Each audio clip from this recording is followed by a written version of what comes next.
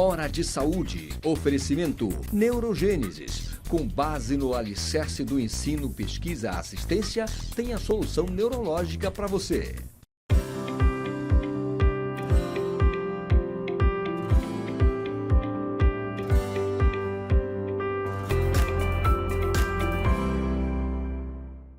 Caros amigos, mais uma vez no nosso programa dominical de saúde, Hora de Saúde, que comenta o que se faz de melhor na área de saúde no planeta, no Brasil, no Pará, especificamente aqui em Belém.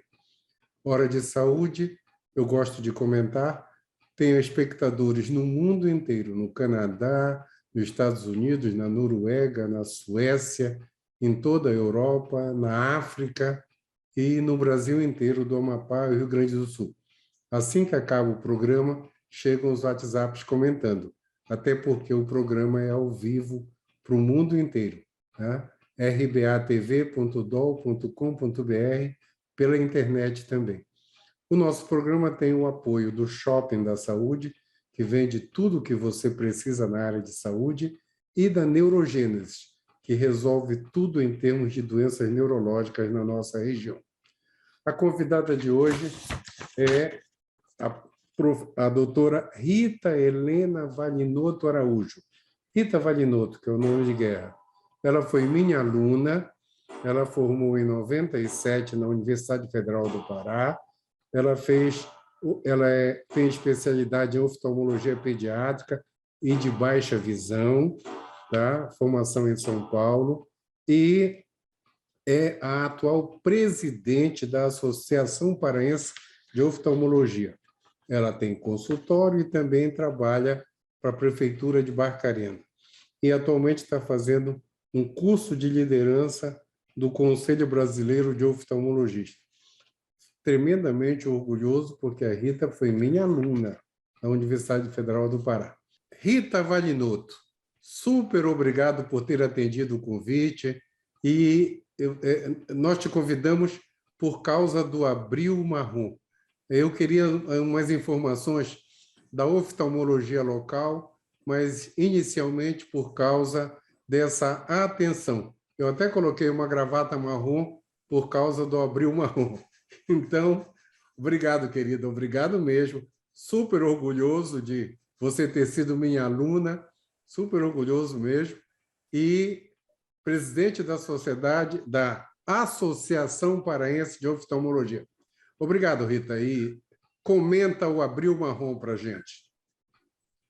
Bom dia, Eduardo. Bom dia a todos os telespectadores. Obrigada pelo convite, né? É sempre uma oportunidade para nós, oftalmologistas, falar um pouco sobre tanto a nossa especialidade e justamente nesse mês, né, que a gente tenta fazer o quê? Com que a população se conscientize da importância da prevenção, do combate e da reabilitação às diversas doenças oculares que a gente tem.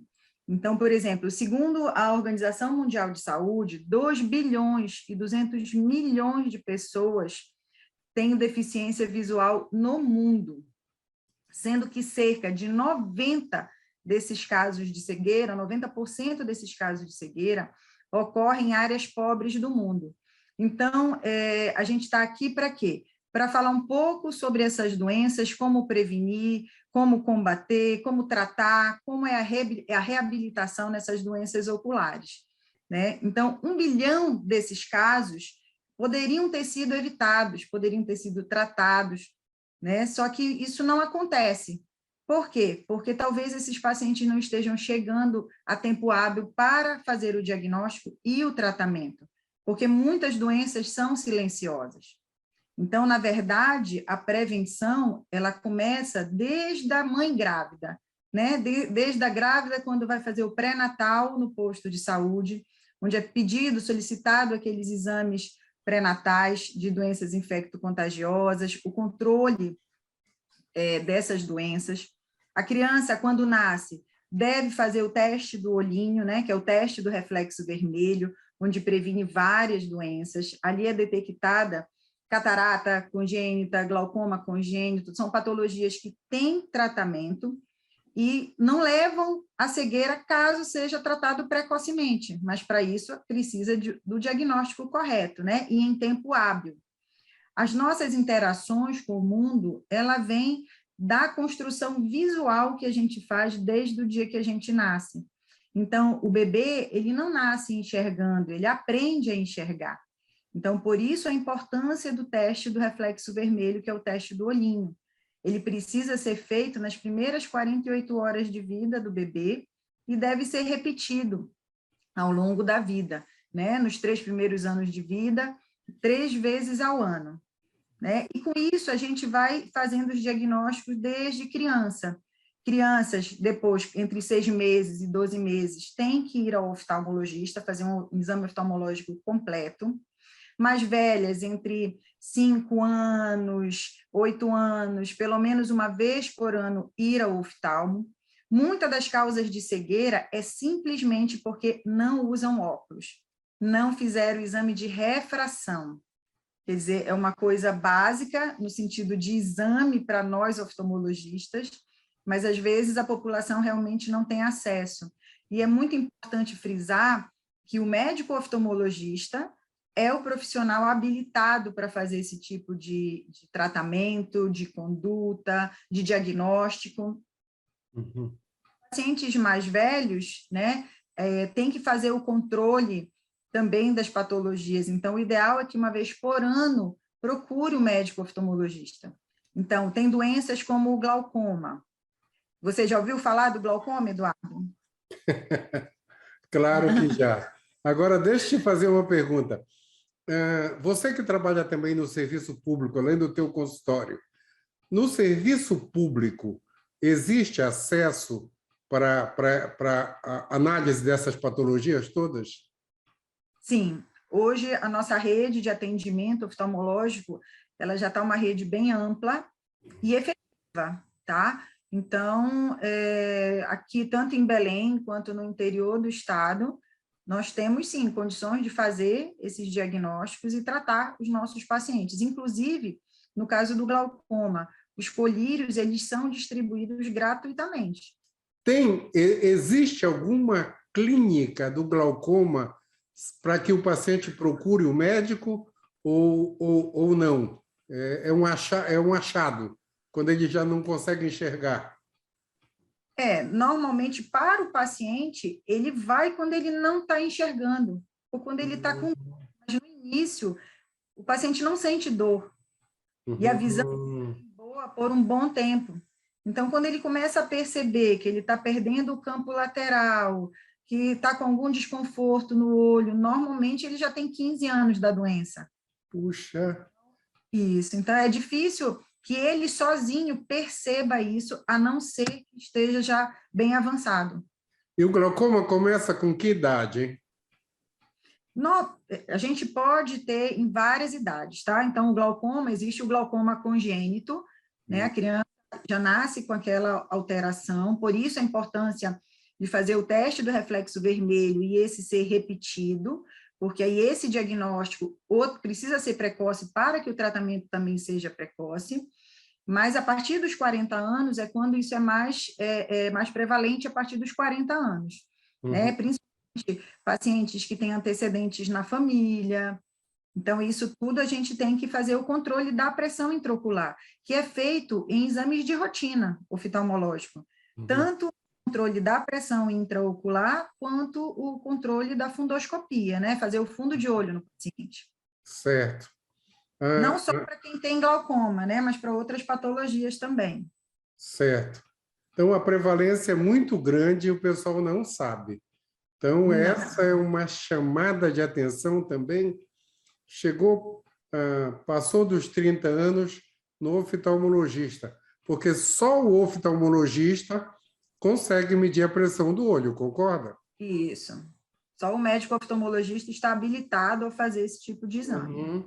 Por exemplo, eu como médico clínico e que trato pressão alta, eu faço o fundo de olho para ver os vasos da retina em todos os pacientes e ensino meus alunos a fazerem. Clínica. Isso é importante. Por causa de hipertensão arterial sistêmica e da diabetes. Mas eu sempre Isso. falo assim, esse exame é o do clínico, não é o do oftalmologista. Medir a pressão do olho é com o oftalmologista, ele que sabe e tem todas as técnicas possíveis. A gente só vai olhar os vasos da retina para ver hipertensão e diabetes ser grave e até quando reverte. Agora Mas é muito importante o clínico nos ajudar nisso, no sentido de ele perceber que tem alguma coisa errada com o fundo do olho e já encaminhar para o oftalmo, né? Para que seja tratada essas patologias também. Eu geralmente mando para os meus alunos oftalmologistas. Sim. Os meus alunos oftalmologistas. E, geralmente, eu só olho por causa da hipertensão e só o que nós fazemos em clínica, né?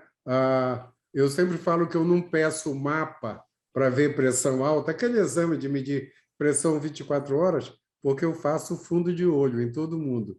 Então, vou repetir, ensino para os alunos. Agora, me fala uma coisa. Glaucoma precoce, só para a gente depois mudar de assunto. Quando eu diagnostico, o tratamento é real, é bom? Sim, hoje já existem vários tipos de tratamento, né? A gente começa tratando com colírio, mas já tem várias cirurgias que podem ser feitas para controle da pressão. Tem cirurgias, então, para resolver? Sim, para controlar, né? Controlar a pressão, porque tudo gira em torno do controle da pressão. Para que essa pressão alta do olho não lese o quê? As fibras nervosas, as fibras do nervo óptico. Certo. Rita, por incrível que pareça, o nosso primeiro tempo está acabando. Então, a gente vai dar é muito rápido. Nós vamos dar um intervalo e já continuamos. Pessoal, Tá. Um instantinho só que a gente já volta, tá?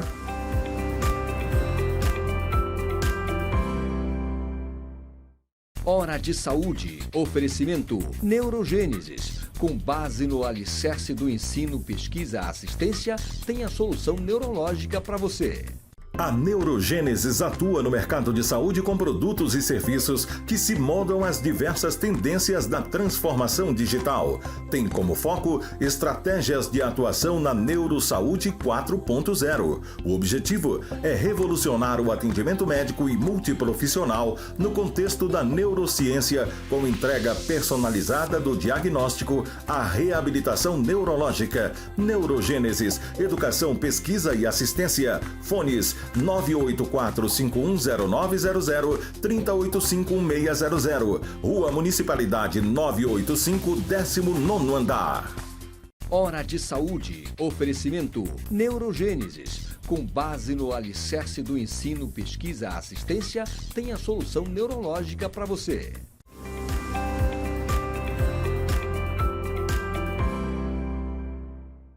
Voltamos nessa conversa maravilhosa de informações sobre doenças oculares, doenças do olho, com a doutora Rita Valinotto, que com o maior orgulho foi minha aluna na Faculdade de Medicina e agora é a presidente da Associação Paraense de Oftalmologia. Rita, eu te interrompi quando você ia comentar reabilitação ocular. Comenta. Tá. É assim, Eduardo, na verdade, esse mês ele é importante não só para a prevenção, o combate, mas também a reabilitação dessas patologias, né, que levam à cegueira. Então, existem pacientes que têm patologias como o glaucoma, que levam a uma cegueira irreversível, a degeneração de mácula relacionada à idade, onde há uma perda visual. Então, esses pacientes, eles precisam ser reabilitados. Existe uma área dentro da oftalmologia que chama baixa visão ou visão subnormal, onde a gente trabalha aquele resíduo visual do paciente para tentar o quê? Dar uma qualidade de vida, no sentido de melhorar um pouquinho mais aquela visão do paciente, porque normalmente são pacientes idosos, né, que já ficam restritos muito já em casa e já não tem muita coisa que ele pode fazer e não está enxergando bem, né? Então, a gente tenta devolver essa qualidade de vida. Isso não acontece só no idoso, acontece na criança também, que não foi feito aquele diagnóstico precoce e a criança acabou tendo uma deficiência visual ou até a cegueira. Então, aqui no Pará, a gente tem tanto o CIR, que é um centro de reabilitação, quanto o Instituto Álvares de Azevedo. Então, eles fazem tanto treinamento de orientação em mobilidade, como treinamento para uso dos auxílios ópticos, auxílios eletrônicos, que são auxílios de substituição, justamente para quê? Tanto para inserir esse deficiente visual no mercado de trabalho, como devolver também a qualidade de vida para essas pessoas, né? Que isso é muito importante, para eles estarem inseridos na sociedade. Correto. Agora, me fala uma coisa. Essa parte de reabilitação, a família pode aprender a ajudar a reabilitar ou tem que ser como a fisioterapia? Eu tenho que ir lá no serviço fazer? É assim, a família ela é sempre orientada no sentido de ajuda realmente do paciente, mas esses treinamentos de orientação e mobilidade, ele precisa ter um profissional habilitado que ensine ele a usar a bengala, né? A bengala não é só o paciente cego que usa, a bengala é para dar aquele suporte na mobilidade dele, para que não aconteça o acidente. Então, o paciente de baixa visão, ele precisa sim fazer esse treinamento, né? Então, um profissional realmente habilitado, existem profissionais que fazem esses treinamentos, até para dar segurança, né? Para quem está caminhando e que não enxerga bem. Certo. Rita, deixa eu fazer uma pergunta agora de pura curiosidade. No mundo atual, quando alguém tem um trauma ocular que vaza humor vítreo, essas coisas, tem tratamento hoje cirúrgico para isso? É assim, depende muito do tipo do trauma e até que profundidade essa lesão chegou, né? Então, na hora do trauma, a primeira coisa que um oftalmologista que está na urgência vai fazer é tentar salvar o globo ocular. Depois a gente tem a visão como é que ficou, né? Então, se teve um descolamento de retina, se foi só o vítreo, então tudo isso tem que ser avaliado. Deixa eu fazer um comentário. A minha família é toda do Amapá, então todo mês eu vou lá uns 2, 3 dias e consulto os meus pacientes de lá. E lá no Amapá, eles falam em ir operar o olho em Goiânia, no Ceará, e eu acho um absurdo. Eu canso de falar para os pacientes, a oftalmologia em Belém do Pará é igual às melhores do planeta, do mundo. É igual a São Paulo, se faz em Belém o que se faz de melhor em qualquer lugar do mundo. Eu queria que tu comentasses a nossa oftalmologia, o que se faz de cirurgia, de tudo isso. Tem as cirurgias que é do cristalino para frente, as cirurgias que são tipo de descolamento de retina. Isso se faz tudo aqui em Belém? Sim, nós temos vários colegas habilitados e competentíssimos, tanto na parte de segmento anterior, né, que seria cirurgia refrativa, tratamento para ceratocone, como de segmento posterior, né, médicos para tratar descolamento de retina, degeneração de mácula relacionada à idade, retinopatia diabética, médicos habilitados para tratar glaucoma. Então, temos. Quando é que se precisa de um transplante de córnea? Tem várias patologias, né? Então, assim, pacientes que têm opacidades de córnea que atrapalham muito a visão, pacientes com ceratocone, muitas vezes precisam de transplante de córnea, pacientes que foram submetidos a alguma cirurgia oftalmológica e que, posteriormente, essa córnea perdeu aquela transparência, aí ele vai também precisar desse transplante de córnea. Aí tem que entrar na fila de doação de órgão, isso também já é feito em Belém, temos vários colegas que fazem, tá? Realizam esse tipo de cirurgia, assim, temos o banco de olhos aqui também. No serviço público? Sim, serviço público. Serviço público. Então, você diria, por exemplo, em cardiologia, que é a minha área de trabalho, no serviço público equivale ao serviço privado, tá? Uma cirurgia cardíaca, um cateterismo, um estente, tanto no serviço público quanto no privado, tem a mesma qualificação. Isso acontece também na oftalmo ou vocês têm problema? Tem especialidades que o pessoal reclama que tem uma dificuldade maior no serviço público. Isso acontece você que trabalha no serviço público também? Eu acho que, assim, dependendo da localidade em termos de Pará, né? O Pará é muito grande. A gente tem facilidade em determinados municípios e menos facilidades em outros, isso com certeza.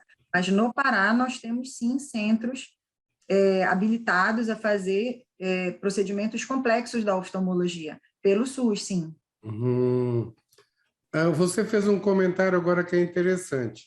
Você trabalha em Barcarena. No estado do Pará, existem profissionais da oftalmologia em todos os municípios ou em quase todos? Existem alguns municípios que não têm atendimento oftalmológico realmente, tá? Existem municípios com mais de 10 mil habitantes que não têm. E é isso que a gente está tentando realizar alguns projetos junto ao CBO, Conselho Brasileiro de Oftalmologia, para que a gente consiga diminuir um pouco essa carência, né? No sentido de levar o profissional até essas áreas onde não tem esse tipo de atendimento. Certo. E agora, outra pergunta de curiosidade também. O teste do olhinho, todos os médicos lá da neonatologia fazem? É rotina isso? O que acontece? O teste do olhinho, não existe ainda a lei federal que obriga, tá? Mas a gente já tem uma lei municipal que obriga a realização do teste do reflexo vermelho. Estadual também ainda não foi aprovada.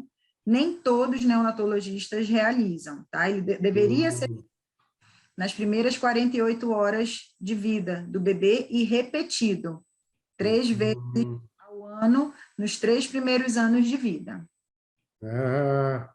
Então, teoricamente, tem legislação local e estadual para isso, né? Isso é muito... Estadual ainda não tem, só tem municipal. Quer dizer, só aqui em Belém?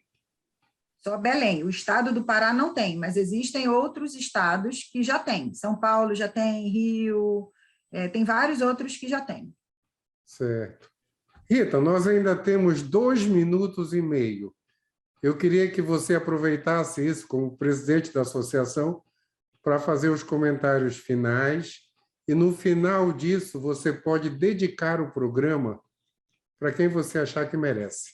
Então, tens bastante tempo, tem 2 minutos. Em televisão, isso é uma eternidade. Vai.